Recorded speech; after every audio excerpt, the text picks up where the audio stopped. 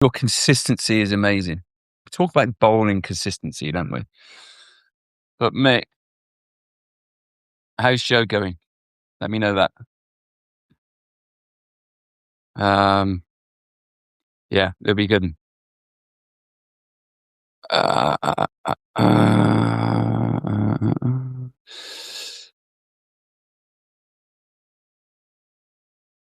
I have to apologise. That's the first thing.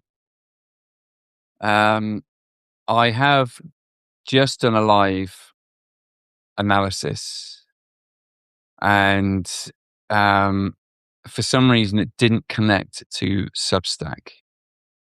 So my bad, or my IT skills. I'm pretty good with IT, but for some reason it didn't transfer across. So apologies for that. Just in summary, it was all about a video that sent through to me. Um, Video got sent through to me. It was left arm seamer. So footage from side on is really important for pace. Footage from either behind or in front of the bowler, safer behind, is also really important, because from there I can look at alignment, the health of the action, posture, direction, all sorts of stuff. And then from side on to have a look at running technique, positions for pace. But it's really important that, to get the right side, if when you're capturing from side on. So you need to be what I call the open side. So the camera person, or the camera on a tripod for a right arm bowler, needs to be in line with the bowler's stumps, ideally, and over to the right of the bowler as they are running in. And this bowler was left armer, so the side on footage really needed to be over to their left, because I don't want to lose sight of the ball, the arm, the wrist. And obviously, if you're on the wrong side, if the camera's over on my right side, and I was a right arm bowler, there's a moment where I just lose sight of stuff. So it was a bit about that. Finley, thank you for being a. Yeah, Mick, I saw um, some of the clips from Namibia. I went on tour to Namibia back in 1990. Can you believe it? With Gloucestershire, I was part of the Gloucestershire playing staff. We went to Namibia because Eddie Barlow, bless him, no longer with us, absolute legend of a bloke, played cricket for South Africa and also was a Springbok.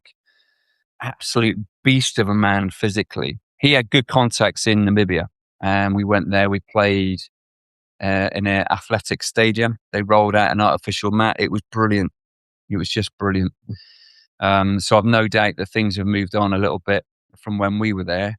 But the clips that I saw, Mick, looked amazing.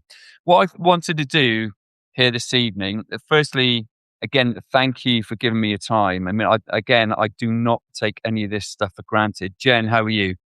I don't take I don't take your time and your commitment and your support for granted ever. It's the reason I do what I do. It's the reason I share stuff, insights from what I have learned over the last 25 years of coaching at every level. And for those that don't know me, I started my coaching career coaching in primary schools, 8-year-olds. And then over the next, 20 odd years, went through every level up to international level. So I think it's given me an advantage, me personally, an advantage of the challenge of coaching at every level. All right. The challenge of coaching 25, 8 to 11-year-olds in a safe place, and making sure that every one of those 25 kids walk out with a smile on their face and having had a lot of fun. So that's about having the right kit, having already thought about the plan, um, knowing the basics of how to coach technique at that sort of level, but in a fun way. And then as you move through, you still have to know technique, and adding there some science, and then the relationship with um, the medical team, so physios, S&Cs, doctors, all sorts of psychologists. You add in all of that, and then you've got a team of people that talk about every player individual. So as I move through my coaching career, having to learn all of that and understand my place in there is this jigsaw of multidisciplinary team, all working together to improve performance, improve the player as a human, get them fitter, faster, stronger, improve their performances. I mean, it's just been an amazing journey. So I feel in a privileged position to have some stories that I think that people would find interesting. But what's the most important thing for me is that I'm not here to gloat, and I never will. I am here to give you insights as to. I get the perception that some people think that at the top end there's this whole um, like information vacuum that doesn't get drip fed down. It's not the case at all. What people generally do at the top is they just do the basics very well. It's all simple stuff. There's some knowledge in there about what science has given us for sure. And there is data and there's detail on all that kind of stuff, but it all comes down to the same stuff, regardless of the age and the ability and the level that male or female is currently playing at. What is the one next most important thing that they need to be thinking about and doing? That's it. What's the one most important thing I need to do now? We're always looking to answer that question. And it's a game of problem solving. The problem of having to bowl with a 30-yard boundary on one side. The problem of having to bowl when the outfield's wet. The batter's in form and whacking you everywhere. It's just a problem that needs to be overcome. And that's what coaching is about. So my mission is to help as many people as possible, whether that's players, coaches, or parents around the world. And this is where technology can come in. So I won't stop. I won't betray the trust that I've got with the relationships that I've built over the years, but I will share information that either you can use yourself or you can pass on. It's up to you. What I wanted to do, just touch on, I reckon, 10, 15 minutes and we'll go into a bit of Q&A if you want. Um, I've written down a few thoughts on what the difference is between elite and amateur. Okay. And it's not a salary. That's certainly not the angle I'm coming in at. If you've got any views yourself, by the way, feel free to add them in the chat.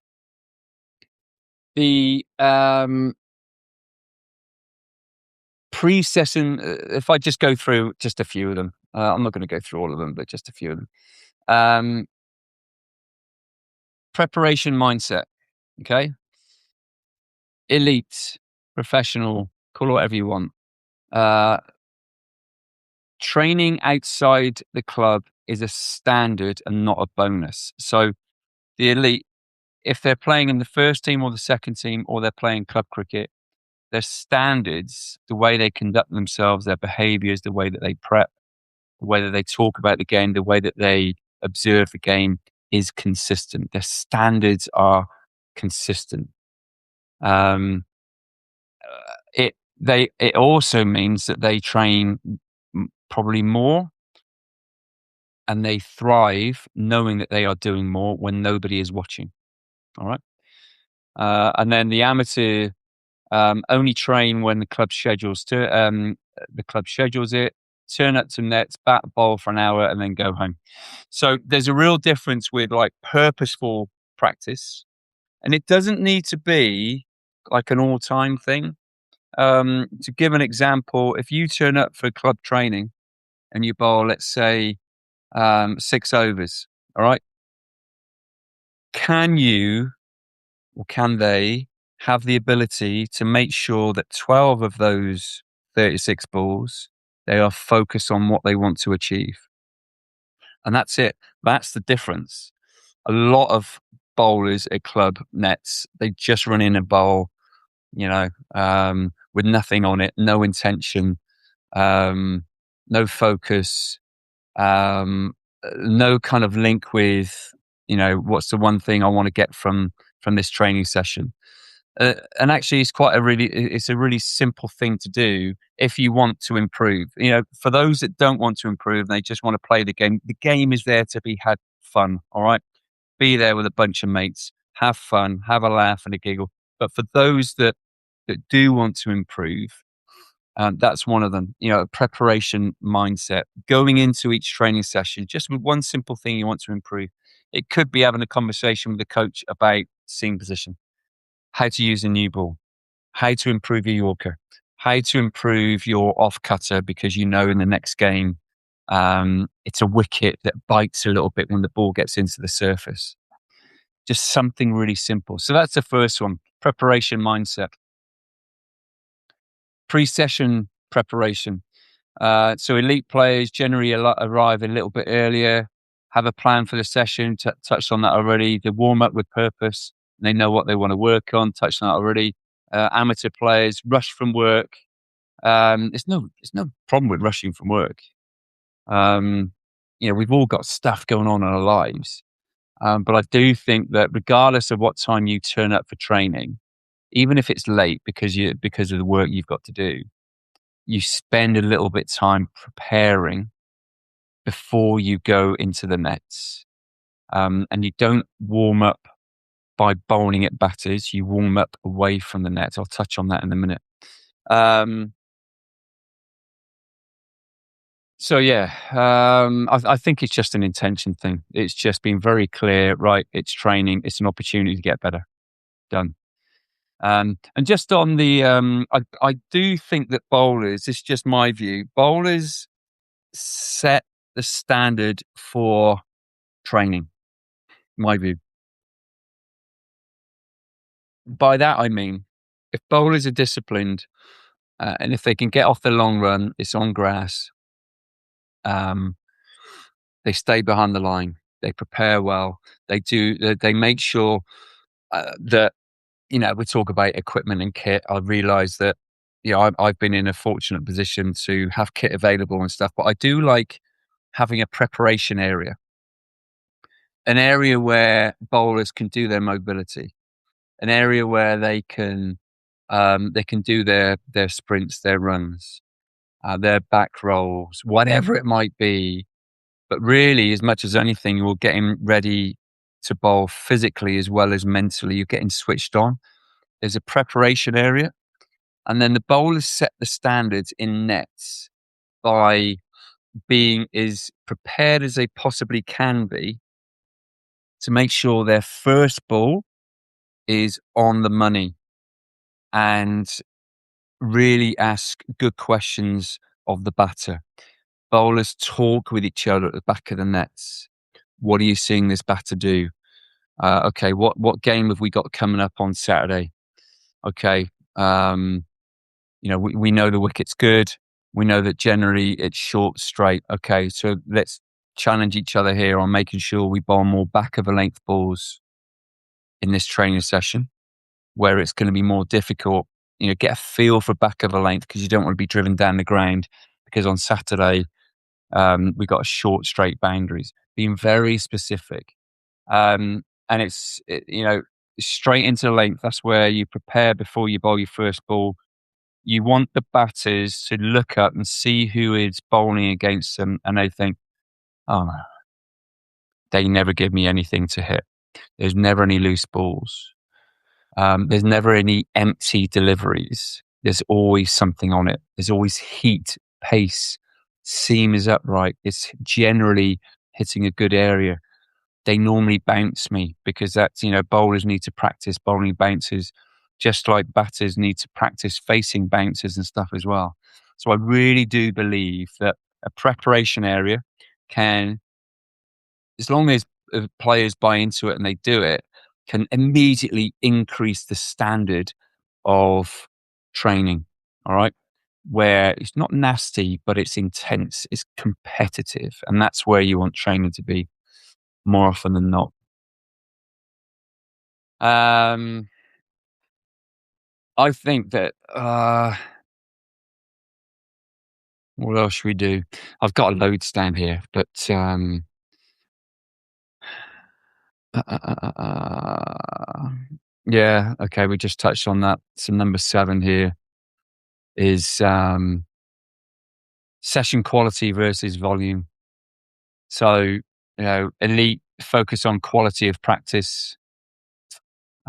Quality of practice, every rep has a purpose, every ball has a purpose. Amateur focus on volume. I bowled 100 balls in the nets, so I must have improved. That's not always the case.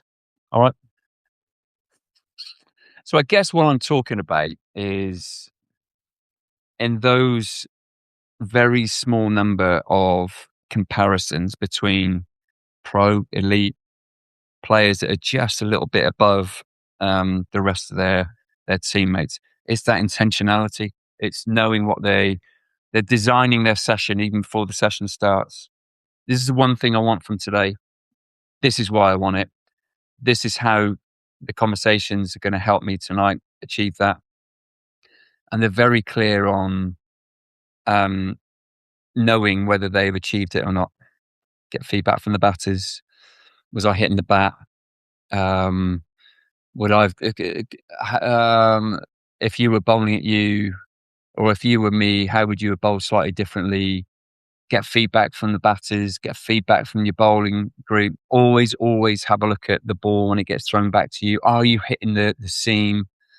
But I think generally it's that intentionality. It's they know what they want from that session. All right, that's the only difference. And like I say, it's okay if players just rock up and train and have a bit of a laugh and a joke with their mates, as long as they're not impacting on the people that want a little bit more from their training session, that do want to improve. But I reckon it's that, club players turn up and hope for the best. Yeah, I waffle on. I tend to waffle on. Let me know what you think about what I've just said there. Whether you've got experience of any of that I've just mentioned, whether there's anything else that you want me to talk about. Um, Jimmy, I love to ask Batter for any feedback, but they seem suspicious about giving it. Yeah. Um, ask them. Can I just ask? I always get the impression that you're very suspicious when I ask for feedback. Feedback's a gift. Can you give me the gift of giving of feedback? How did I bowl this evening? Did I swing the ball? Um, d- did it feel like I put you under pressure? Um, did you find it more difficult when I created a slightly wider angle on the crease, or you know, did it feel like I was hitting the middle of your bat? Feedback's a gift, and good teams don't shy away from giving each other feedback. So I don't know who you're bowling to, Jimmy, or you're asking. Maybe ask somebody else. I see bowlers around me whilst um, I see bowlers, 100% agree. Um, I see bowlers around me while I'm getting ready to bowl, and I'm analysing the batters and watching every other bowler's bowl, and then think whilst everyone else chats and banters away. Yeah, having chats and banters, that is important. That's why we play a team sport, isn't it? But I think it's knowing when I talk about turning the volume up on focus and then volume down on focus. So when you're turning it down, that's when you have a laugh and a joke, and it is important. But again, it's understanding. Um, do you want to improve or not? If you don't, that's fine, but don't get in the way of those people that do. Jen, is this the Jen that lives in Australia?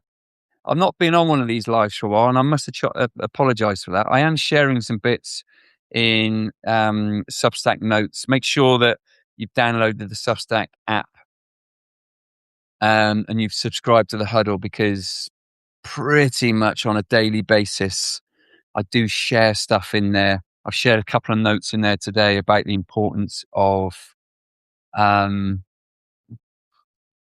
bowlers, that transition from indoors to outdoors. Always an interesting one. The Midlands, what part of the Midlands? So I'm in like South Birmingham. I'm just within the M42. Have we met? I'm getting on, Jen. I really apologise if I've asked you these before. Yeah, we're in the Midlands. We're just about to go through a house sale, actually. All being well, in the next 3 to 4 weeks, we will be homeless.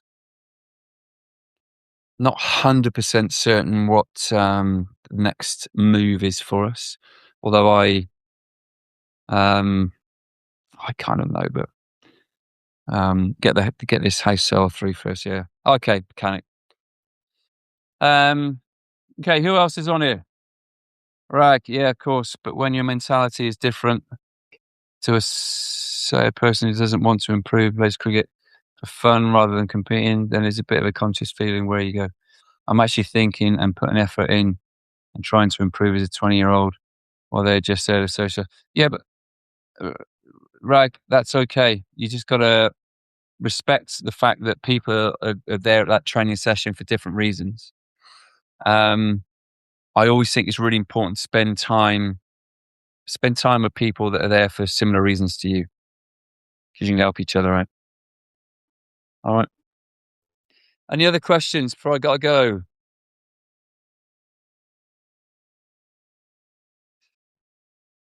I'm glad Joe's going well. Mick,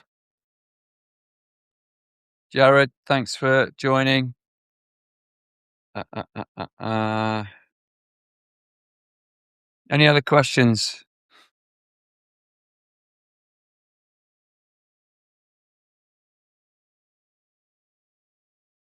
How do you deal with physical setbacks? Give me some context. Oh, injuries and rehab. As a bowler, it's part of what you sign up to. Like anything, injuries happen for a reason. And so when they happen, you have to work through that process of, first of all, getting back fit. And then as you're doing that, understand what might have caused it. So injuries happen for different reasons because we're all different, right? But if you can understand the mechanism, the reason why you might have been injured, then you can do something about it. You can tweak a technique. You can strengthen in certain areas, become more flexible in certain areas of the body. You can do some work on your running, depending on what the injury is. Injuries will happen. And I actually think that moving through getting injured is never nice, but the discipline and the focus that is needed to navigate through getting back on the park and performing well again is never a bad thing to experience. Okay. Because it, like I say, it does take discipline. It's disappointing. Of course it is, but there's a process that you need to go through and it will stand you in good stead. If nothing else, you kind of, what can I do? What can I change in order to not have this same injury again? Tendonitis. Adam, how you doing? Tendonitis wrist. Yeah, like I say, what's causing it? And that's where you need to be working with people to kind of work through that and, communicate clearly. Is it a technical thing? Is it a tactical thing? Is it a lifestyle thing? Is it a recovery thing, a nutrition thing, a hydration thing? You really need to assess as many areas as you can and find out, what am I good at and what's my weak points? And then it's a choice. If you discover any weak points, weak areas, lifestyle wise, psychology wise, technical, tactical, then you can do something about it.